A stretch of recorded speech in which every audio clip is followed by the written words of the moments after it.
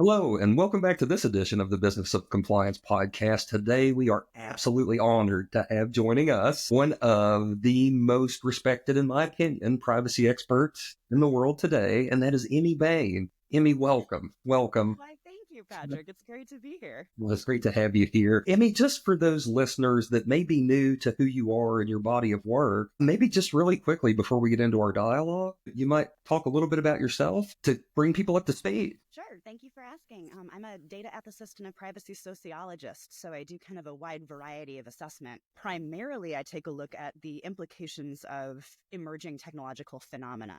Right. So how large technical advances may affect our society, how it might impact us on a public health level, on a population level, on a state level. So looking at, again, the sociology of technology and how we relate to it and how it changes our reality for us. Right. Yes. And Emmi, you and I actually met through AI standards, oddly enough. And as I do think about AI in particular, but one of the things that's very easy for people in field to acknowledge, but it's very difficult for those outside of our field to acknowledge, is that AI is not a technical system. It's a socio-technical system. And so therefore, the work that you're doing, the research that you're doing, I think is particularly important, especially as AI becomes more and more ubiquitous. It becomes more and more part of the air that we breathe. Absolutely. I mean, I think even if we are constructing it using algorithms or using computer language or translating our reality into what a computer can understand, we're still building it based on our perceptions of our reality. We're still imbuing it with our own biases, with our own thoughts, with our own ways of rationalizing. And I think it becomes a reflection of us ultimately. Absolutely. One of the things that I've talked about with some of our other guests, we've had a couple of astrophysicists who have transitioned to AI on the podcast. One of the concepts from science is consilience. I'm not sure if you're familiar with it, but consilience basically describes the phenomenon that certain facts or certain theories from one domain of science translate nicely to other domains of science. Emmi, I think about what you're doing. Are there areas that you see translate particularly well from your study of sociology, your study of public health, to what you're focusing on now? Absolutely. Thank you for asking, because you will launch me into my favorite subject of how data science is actually public health. Yes. Right. So when you create any large data sets on a massive scale, you are creating profiles or implications or correlations, right? You're making connections or identifying patterns that often will have to do with people or populations, right? And so when you are creating this large data set from which you would like to make your generalizations, there are a lot of places in which things can go horribly wrong, right? There are a lot of places in which you can have data that does not reflect reality. There are a lot of cases in which you can create a data set that elides part of reality to represent a data narrative that may or may not be complete. And so in a lot of cases, yes, I think this is a very powerful engine for discussion. Oh my goodness. And in instances where those data sets are created, and I guess this is me asking you to presume, so I hate to even finish this question, but do you think in those instances, do you think there's intent to deceive? Or do you think in some instances we're just dealing with bad data sets, poor design, poor feature selection, whatever the case may be? I mean, I think that, right. I mean, every system exists in some way to perpetuate itself, right? I mean, that sometimes the goal of a system is that it becomes self-sufficient. And sometimes that system perpetuation, like when you think about algorithms that are harmful, algorithms that are addictive, algorithms that promote behavior that is self-destructive, right? Like gambling or eating disorders. Often, I mean, a robot doesn't necessarily know that this is good or bad. It just knows that its goal is engagement. And if you look at the history on apps like YouTube or TikTok, you will see that engagement is really high for stuff that makes people feel angry or disgusted. And so algorithms will perpetually show you things like that because it does raise your engagement, and it may not be better for you. And you might not be learning to cook, and you might not be exposing yourself to the arts, but you are certainly engaging with this app more and more and more. And that's ultimately what the machine thinks is the goal. That algorithm, as it learns, that becomes a reinforcing property. Goodness. So you mentioned something as you were opening up, as we do think about systems, there's this idea that, all systems have emergent properties that we can't foresee before the system becomes what it is and begins producing. As you think about sociological impacts, other than those you just described, are there particular emergent properties that you're saying today that are of particular concern for our societies, either on the micro or macro level? That's a great question, because I think, of course, the answer is yes. I mean, anytime you build a machine that you think is perpetuating a version of reality, there are downsides to that, right? Yes.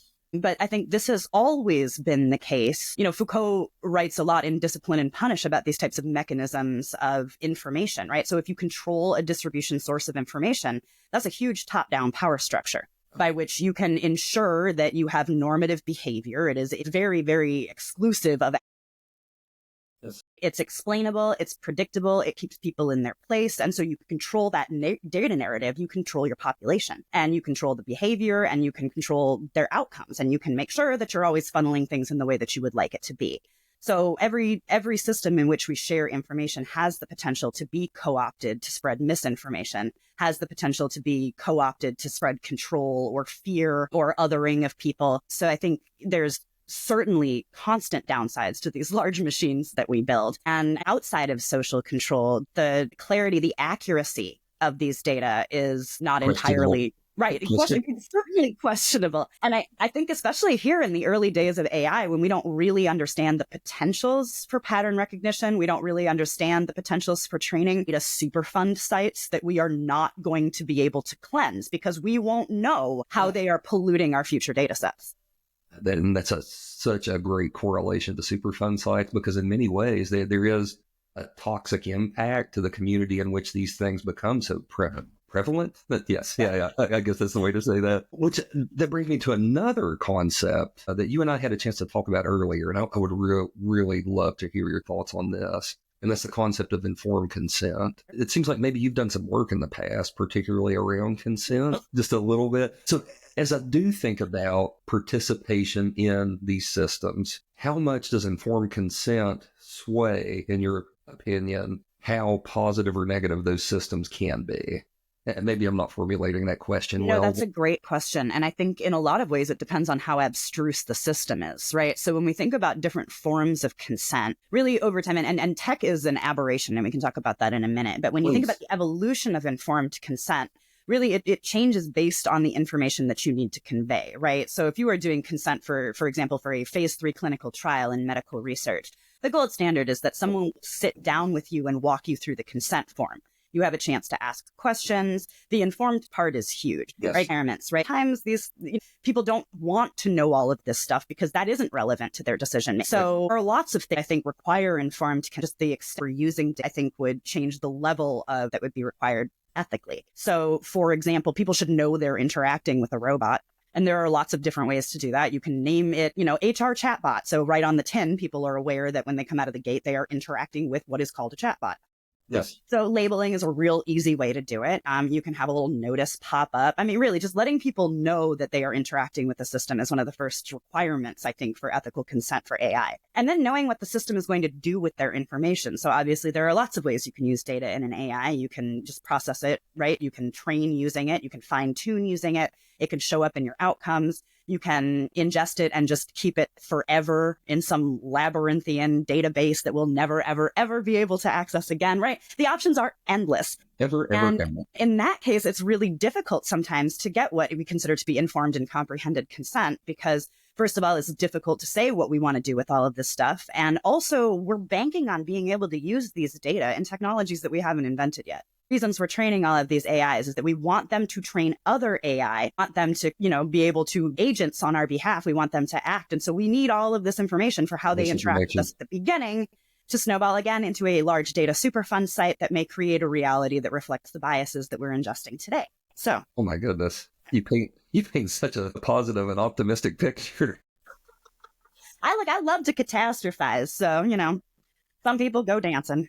I mean, and you point out something really important, and that is transparency and understandability as being two of the three components of informed consent. With what you're saying in the market today, are companies doing a good job, not a big job, but a good job of actually adhering to those two requirements? I'll say before you say your opinion or share your opinion, I don't think we are in general, but I would love to hear your thoughts on this. Well, I'm delighted to bring up this promised tech consent that I was going to talk about because it really shifted things, right? So when we think about consent, I mean, heretofore, we would have thought it's just really saying yes to something. Yes, I mean. Now, I suspect people associate it with maybe checking a box or your out-of-box experience or, right, agreeing to accept cookies on a website, yes. Right? I mean, our definition collectively of consent has changed and shifted simply because when we move things online, it's really impossible to ensure that your consent is comprehended. Right? If I sell you a computer, I'm not going to come through the screen and insist that you read your terms and conditions. I can't make you do that. So I can't guarantee that when you tell me that you understand the relationship that we are going to have about our data collection, I can't be sure that you do know that. Right. So, I mean, there are requirements. There's things that I have to disclose, and that's usually where your privacy statements come from, any notices that happen inside your machines. But I think it's an interesting question about how much even we can know, right? Because again, we can't force, also that'd be a pain. Nobody wants to do that. Nobody wants to take a little quiz on their privacy statement before they can boot up their computer. That's bananas. So, right, I mean, ensuring that people are getting information that's also meaningful for them. Right. And so that I think is where the game has changed. And even in the GDPR, we can't, they can't require that we make sure that people comprehend this information. Right. That's a standard that we can't live up to for medical consent. So we have had to change the game. We have had to sort of play it forward and say, hey, here's some information you might want to look at so that when you say yes, right, it informs your decision. But we can't make you do it. And certainly we can encourage you not to do it by making it 400 pages long. Right, having it be absolutely impenetrable legalese, right? Right, super, super tiny print, white on white, right? There are lots of dark patterns that we can perpetuate to ensure that your consent is less informed. So really, I think what companies should be focusing on is perpetuating the type of patterns that help people access this information. And that means more than just maybe a checkbox. It might mean, putting some information about data ingestion on your product fact sheets. Right? People really want to know how much memory they're going to have. Maybe they also kind of want a rating of how good the privacy on a device is. Right? Finding ways to make this ingestible and seed that information throughout your customer journey. You have a lot of opportunities for that are not just a 500-page privacy notice. And it feels like on the heels of Thaler's work, everyone's into nudging this direction, nudging that direction. It almost feels like it becomes an obligation to ensure that we're not just wink, wink, nod, nod, we can't do anything about this. Right. It almost feels like it becomes an obligation for ethicists to begin nudging things the right direction. I mean, if we were to do that, what would it even look like, though? No, there are a lot of people who are doing great work on this right now, so I'm glad that you asked. There's a lot of good work on AI nutrition labeling. So thinking about how can we find iconography that really speaks to people, right? So at a glance, you can take a look and compare your products and say, oh, this one's cool. This one operates in the cloud. This one sells my information to Mars, right? Like you can be able to make an informed decision by taking a look just at certain things that people are interested in comparing. And what I love about this is they say for things to be portable, for things to be memorable, they have to be portable. They have to be memorable. So first we have to remember them. And if we can remember things, generally we can take them with us. And so what I love about the iconography you're describing is we have been steeped from the time we were children to understand that there are nutrition labels, regardless. Well, that's not a fair statement, but for most, I think we can look at those labels and intuitively know this is good. This is maybe not so good. So I love this. I love this as a concept. It's great. Like a format designed to deliver us information. And then obviously globally, right, we would have some trouble finding something that means the same thing to people everywhere. So then you get into another sociological question of like, how do we create these symbols in which we can communicate with each other? Because really AI is a global function, despite the fact that you can see very distinct cultural differences in the foundation models that different countries are developing and employing, right? So, I mean, the question then is, do we use existing symbols that we think we can co-opt and, turn into something? Do we create our own symbols? Because again, this is a technological phenomena that while it might have some similar roots in history, this is a brand new thing. So we don't necessarily need to be reinventing the stop sign, right? Maybe we need something else for how data are being shared. And then it becomes recognizable to people. At the same time, though, I think what you're saying is the stop sign, a symbol that's semantically charged with other ideas in such a way that it could be perceived as a bias in some way, shape, or form. And I guess assuming that a bias is just a mental shortcut that we make, I guess we would have to assume that those things are co-opted and in many ways biased. So do we create a new set of iconography to do this? I guess if I were answering that question, which is almost impossible to do, but if I were to attempt it, I would say that we should see how successful it is. And if it's successful in certain parts of the world, then we keep it up. And if it's not successful in certain parts of the world, we figure out why not. And we create something that is going to work. Because ultimately, the goal is informed consent.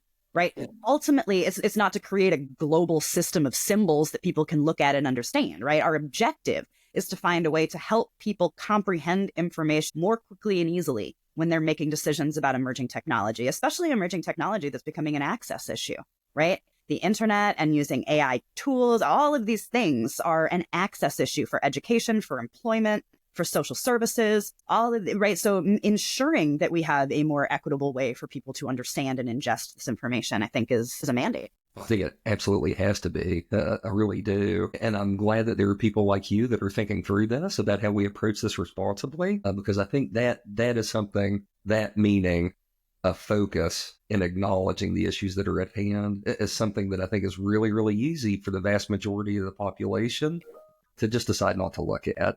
This is bigger than me. This is, essentially, I can't boil the ocean. This is someone else's problem. I think it's really encouraging that there are groups of people that are recognizing that someone has to do something. So let's start where we are and let's try to make this thing better. What you said really resonates because it is kind of a majority rules consensus reality, right? Yes. That AI creates. And it is really important that we examine who is not being included, right? What narratives are not making their way into these stories, how we are not necessarily, right? Because if we just do the easiest, best thing for everybody, that's great and it's a scalable use case. But it doesn't accomplish what we are hoping to do, which is to improve access and comprehension. Yes, totally agree. Okay, so Emmi, as we were prepping for the session today, one of the things that we talked about was bias in language. And I've kind of got some ideas about what's going on and the negative, the deleterious impact on society of what I'm saying. I don't know if you have ideas that you'd be willing to share with our community. No, absolutely. And since we started way back at the beginning of time with Foucault, I'll bring us forward almost to the present day. There's a great feminist essay by a woman named Marilyn Frye. This is in the 70s, right?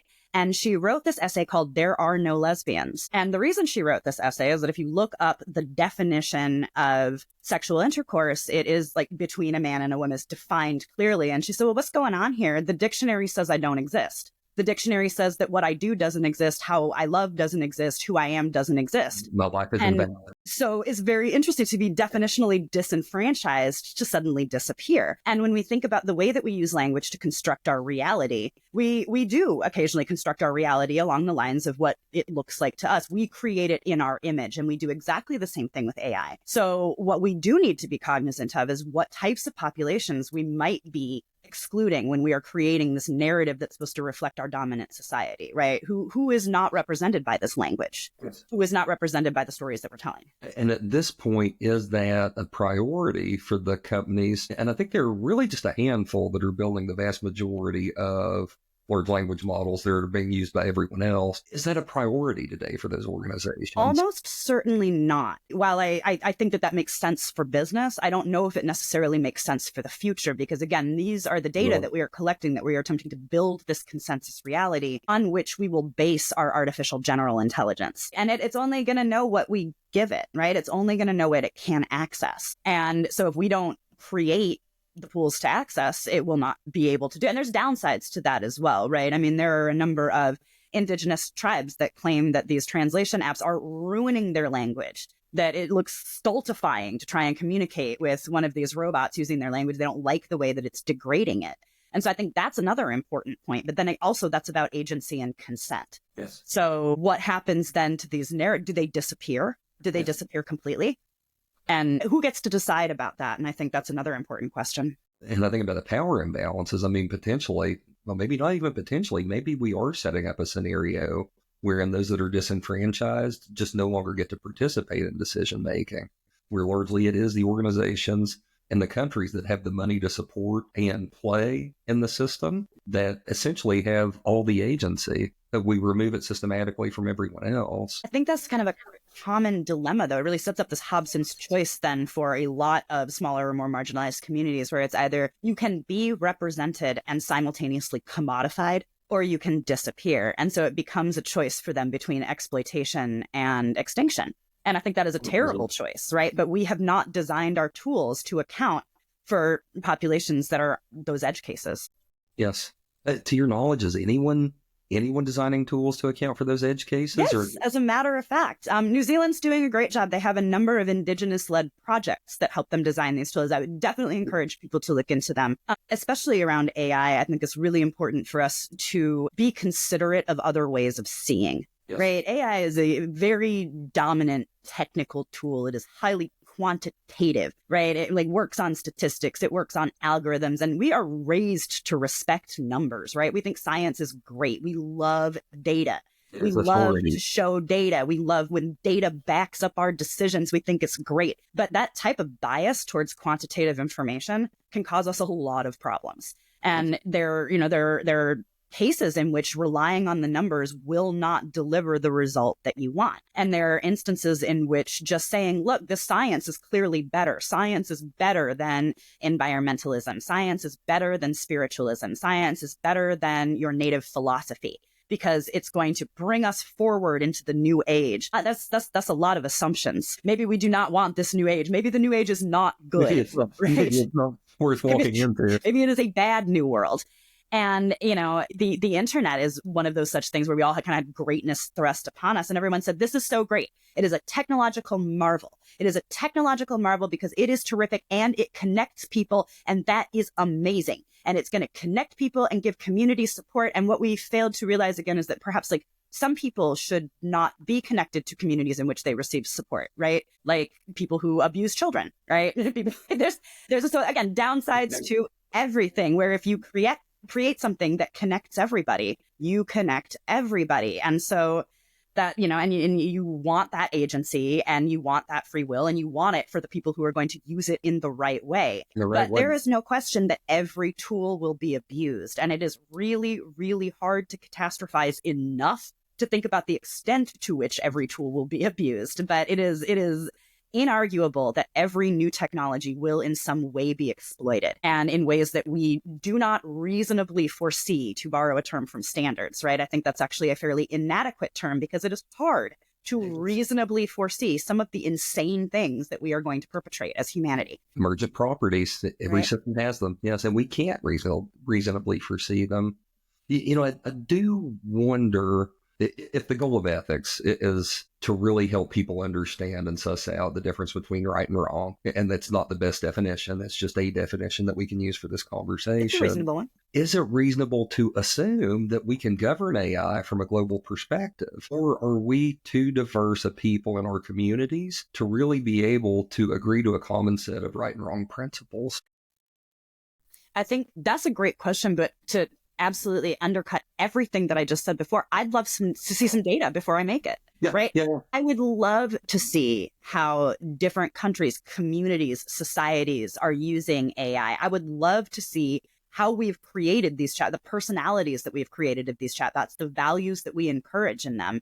And then I would like to see just a little cross-section of how that compares to the rest of the world. Can use these as sort of a sociological experiment to see what we value. Like, as we've noted, obviously this is not inclusive of everybody and we're going to overlook some stuff, but it would be a cool way to start figuring out how to bridge those differences. We don't need to eliminate them, right? We actually have technology that does hideously complex stuff. So maybe we could put it to work for us, looking at these problems and trying to unravel it. We do need to be able to communicate, and we have to have some form of definitional clarity to do it, which is why global standards exist, right? But ultimately, the way people interact with the machine is not always going to go according to contract or plan. And so we do need to be able to be prepared to meet people where they are and figure out the types of issues that they may be running into based on the models that they're using and how they program them. Yes, as an example, OECD says, we want to ensure that we're always protecting human dignities, such as fundamental human rights, rule of law, democracy. I mean, I think the reality is we can't even come as a society to a fundamental definition of what fundamental human rights are. Correct. And so therefore, rule of law and democracy are just as shaky, just as sketchy, if you will. Right. I am very interested to see what we can create along those lines in that regard. It's very true, Patrick. It means human rights are regional, which is super weird because you would think that human rights belong to humanity. Belong to humanity as a whole, yes. Right. Yes. Hannah Arendt wrote about this. I love how current we are with all of this research. This is great. But I mean, again, we recapitulate the same problems that we've been looking at for generations. So it's not the worst idea to go back to our social scientists and say, hey, what happened the last time we had this issue? But when you think about like being a stateless person, this is something that Hannah Arendt writes about, you don't actually have human rights. Those are conferred upon you by the nation in which you live. So, for example, the GDPR is a regional, geographical bounded law. right? Yes. It doesn't apply to everybody. So you do have regional disparity in how privacy rights are recognized in terms of humans and what they are, permitted. My goodness. I mean, it seems like there's so much more work to do at a level outside of the level that we currently focus on Sure. before any of the things that we're really concerned about, any of the things that we legitimately want to improve can be improved. It's almost like working an algebraic equation with two unknowns. It's really not quite sure where to start with this thing. I mean, I think that's one of the most important things to know about it, though, is that we're going to be wading into stuff that we don't completely understand, and that there are going to be potentials here for us to learn new information that we didn't even realize existed. And I think one of my favorite stories that I love to tell when I'm talking about the evolution of consent is I went to this exhibit in Barcelona, is a bunch of Van Gogh paintings or Picasso paintings, excuse me, and they had X-rayed them, so that you could see like all of the screw ups and all of the things he decided not to paint and all of the things he painted over and, chose to not show the world. And instead it's all his errors, all his garbage, all the things he wanted to throw away. And can you imagine? He'd be rolling in his grave. There is no way that he foresaw that like 100 years after his death, people are going to be X-raying his stuff to look at his screw ups and examine them through some analytic lens. He would never have wanted that. But that's this insane technology gives us this brand new potential to see into these things and to gain all of these insights. Right. New perspective. So what are we leaving behind that we don't know about? What clues to us have we left inside our data that we don't even recognize? We keep identifying smaller and smaller and smaller units of matter. It's not going to end anytime soon. It's an infinite spectrum. No. So we found the Planck layer. We know the fundamental. Wait, there's more. It does. It's amazing, Emmy. It really is. Yeah. And so, kind of thinking about, I had mentioned the listeners earlier. We met, I guess, in Versailles at one of the FC42 meetings. Kind of thinking about our role in helping create and then manage global standards. Are we on a fool's errand right now, or is there a legitimate place for us through the standards bodies to create something that allows humans to function better? I love this question because it helps to identify a number of different objectives of the standards community, right? Yes. Obviously, the first outcome that we want is to create a global standard. Bitchin', right? That's just one thing. Really, really easy. But I also think that the purpose of this community is to have the community, right? It is a purpose in and of itself, to have this discourse and to have this dialogue and to keep it alive and to ensure that we are getting multiple points of view continually involved in this evolving discussion, right? The discussion should not go anywhere. And it doesn't necessarily matter if the discussion is fruitful. Sometimes like just being able to have the discussion is its own outcome. And I think there is nothing more important in keeping these channels of being able to continue to have these conversations, because even if we are at loggerheads, even if we cannot come to definitional clarity about human rights, we are at least in the room attempting to do it. We are at least coming together. And I would argue dialogue is a system like any other. It too will have emergent properties, things that we could not possibly have foreseen going into it. Absolutely. It makes it worth the while. That makes it worth the while. I'm sorry I interrupted you. No, not at all. I think you're exactly right. And also as a system, it does occasionally come to perpetuate itself, which we do have to recognize and maybe move beyond, right? I mean, sometimes we have nugatory arguments that are impractical and will have absolutely no impact on the outcome at the end, So those are points in the system that we recognize, but, Yeah. And since we're talking about systems, I think there's another concept that, at least for me, was really important as I was learning, that is about systems theory, and that's that there's always going to be two types of feedback to be concerned with. There's reinforcing feedback, kind of the virtuous loops, and there's balancing feedback, kind of these not vicious loops necessarily, but a feedback that we might perceive as negative as a way to correct for potentially poor behaviors. As you think about where we are today, are there any points of reinforcing feedback or balancing feedback that you think are particularly important to ensure that we continue moving the right direction? Oh, yeah. I mean, I think the healthiest thing that a system can do is to continually evolve, right? Right. If a system reaches a point where it just says, I need to perpetuate this exact configuration of myself for all eternity, right? That doesn't help anybody and it doesn't adapt to circumstance. And so, as you say, when you have friction within a system, it should drive you to evaluate those points of friction. And in some cases and in some systems, you want to eliminate the friction. But I think the friction is great. especially in social systems. It teaches us the direction that we need to move. It teaches us where we're going to continue to see friction and pushback. And, once something starts, if it becomes a trend, you want to be able to keep an eye on it. So you don't want to just get rid of it or cut that out of your system, because then, for example, your system becomes horrendously out of date.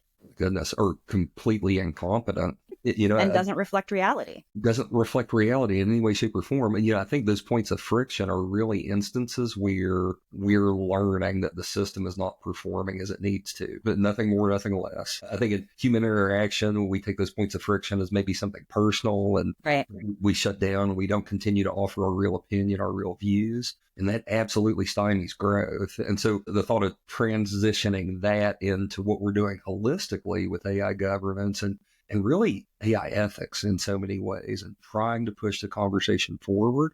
For those of you that are listening that do a focus on ethics, whether it's AI specific or not, please know that you have to keep leaning into these difficult conversations. That's the only way any of us can learn, and any of us can actually get any better in doing what we're doing. Right. I mean, we will continue to adapt. Right. There's an infinite spectrum of human behavior, and that goes both ways. Okay. And it's extraordinary what we are capable of in every possible direction. And so friction, as you say, it's not qualitative, right? It's not good or bad. It just shows you that there is a point in your system that may not necessarily be comporting with reality in the way that you wish it to. And at that point, right, if you want things to be accurate, if you want your predictions to be good, if you want your codes to work for the people who use them, right? If you want to create value, there's going to have to be a little bit of pain, a little bit of hormesis somewhere along the way. Yeah, you have to be willing to hear people say, what you gave me is not valuable. Yes, I need something different. And speaking of what you gave me is not valuable, I'm going to say just the opposite. What we've been talking about, Emmi, has been incredibly valuable. Yeah, and so at this point, we've talked about kind of your views and the need you see for better approaches to informed consent. As an ethicist, as an AI ethicist in particular, are there other areas you see that we need to take a more active approach, a more active focus on ensuring that we improve? Yes, I think in all of our functions, we can apply sort of the same approach that we are doing to consent as we are reevaluating it, right? It's not an event, it's a process, right? Yes. And it's a relationship. And so I think we can learn a lot from community-based participatory research when we're looking at AI, because functionally, that is what it is, right? We are testing something that we have never launched before. Everybody is part of this test, right? This is research, it's human subjects research, and we are all participants. So when you have a phenomenology like this, consent is not necessarily possible, and you have to realize that you are operating a unlicensed vehicle within a community. And so you should get your community feedback. You should work with your community and have your community understand that all of us together are building these engines. Right? We're all training these models. We are all in this project. We're all part of this research, and working with your community and working with what we call care principles in research, which really makes you accountable to the community and ensuring that the end results you're delivering are relevant and germane to this community. So that's the ethical way to do this. Emmi, so you said this to open up, but the way you just articulate the need, it has clicked for me that AI really is a public health concern. And again, apologies for being so dense, but it's almost like we're dealing with a pandemic, but we haven't necessarily brought that perspective to the party as of yet. So oh my goodness, I feel confronted. Yeah, there's so much more work to do. But yeah, it really and truly is. I mean, we're dealing with a public health concern that does affect all humans that participate in our existing societies. And I think it also brings home how many different perspectives there are to have about this, right? I mean, I think I'm glad a lot of diverse people are thinking about it. I'm glad that we have working groups like SC42. I think it's terrific that we are all able to come together and say, okay, well, there's a lot of technical contributions here. But as you say, this is a socio-technical system. And so we really have to think about all of the people who are contributing to it, which is really all of us. And I think this is a good opportunity for those listening to say you have a place that is very, very important. You understand. Emmi, I was just texting with one of my friends earlier today, who is steeped in ethics, taught for years, solid background. I was texting him to say, I feel like a real imposter right now. My background is highly technical. I spent a lot of years doing technical things. I recognize this is a conversation that has to happen, however. And so as I talk about ethics, I tend to rely more on the technical components. I tend to rely more on the things that we might talk about through ISO. But at the same time, I do deal with imposter syndrome as I'm having these conversations, because there are people like you that exist, people like my friend that exist, that brings such a wealth of knowledge and varied experience to the conversation. But I think what I'm feeling now, and what I want our listeners to know, is that that's necessary. Wherever you are, wherever you come from, you need a seat at this table, that this table needs you and needs your perspective. I'd like to say, too, that I think everybody working in the field where being right 100% of the time is contingent on being able to read minds and know the future, right? We're all going to feel like imposters, because that is not physically possible, right? It's literally impossible to comprehend events that have not happened yet. And I think, especially when you are like us, we are in a field where we're looking at trying to define a technology that is emerging. We are acutely aware of what we don't know, right? Yes. And I think that compounds how we feel as imposters, because we are trying to tackle something that people don't really understand.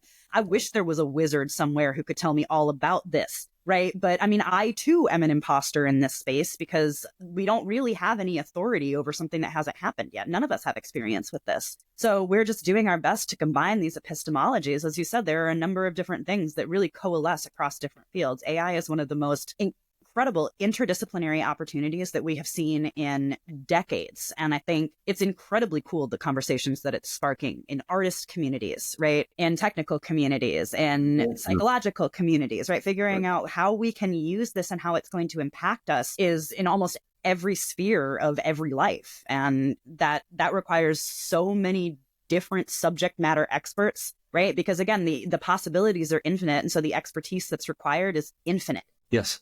And 3 voices, 4 voices from large technology firms are not necessarily going to be enough to get this thing done. Not representative of the entire human population. Just a fact. Just a fact. This has been absolutely incredible. Before I ask more questions, because I'm loving this, is there anything in particular that you want to be sure our listeners hear? Anything in particular that you just want to say because it's on your heart? That's a good question. I think really when I talk about this, what I want to drive home is the importance of listening to multiple voices, because if we are being aggressive in building out this roadmap, there are always going to be casualties, right? Of any decision. It's not just opportunity costs, right? Like there are people, right? There are going to be decisions that we make that impact people, and people that we don't even know. And what we need to be aware of when we're evaluating this stuff is that there is bias we don't know we have. Yes. There are consequences that we don't know are occurring, and there are stakeholders that exist that we may not be aware of. And so this journey has to be iterative. We all have to be imposters, and we have to recognize that we are imposters, and we have to recognize that there is no other way to solve this but that to get together with all of the imposters and come to a consensus about what we can do moving it forward. I think really that's the most important thing that I can emphasize, is that we need to be more inclusive, or we do not solve the problems for everybody. Amy, the only thing I would add to that, if you don't mind me adding, is that we all have skin in this game. Absolutely. It can be really easy to think, because we don't see the consequences of decisions that we're making, either because the time domain is too long or because we just genuinely don't see the impacts. It can be easy to think that either your voice doesn't matter or this doesn't matter to you. And both of those things are fundamentally flawed. You absolutely have skin in this game, and you're needed. Your decisions, and the way you choose to use AI or govern AI have a very fundamental impact on the rest of the system. Yeah, it just is what it is. We're sharing things that we don't realize we're sharing. We're revealing things about ourselves that we don't realize we're revealing. And that's another thing that we have to be conscious of, is that when we're thinking about privacy, it's not just your name and birth date anymore, right? It's the whole constellation of actions, behaviors, choices that can be associated with you that can then be translated into patterns, profiles, right? That has huge implications for you. It has implications for groups, communities, societies. So we're not just thinking about personally identifiable data, right? Everything that we do is implicative.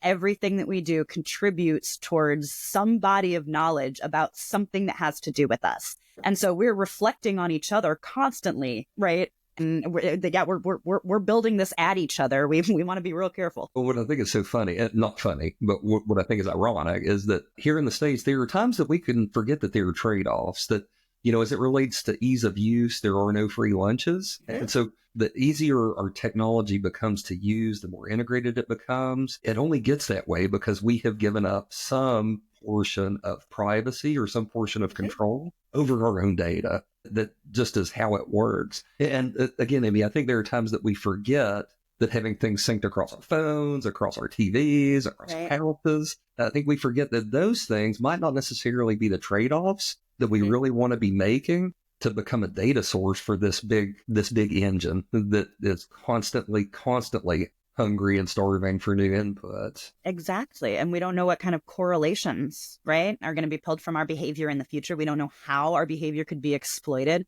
right? Yeah. We don't know if all of our old paintings are going to be X-rayed so that people can see all our mistakes and point at them in a museum in Barcelona after we're dead. That's crazy.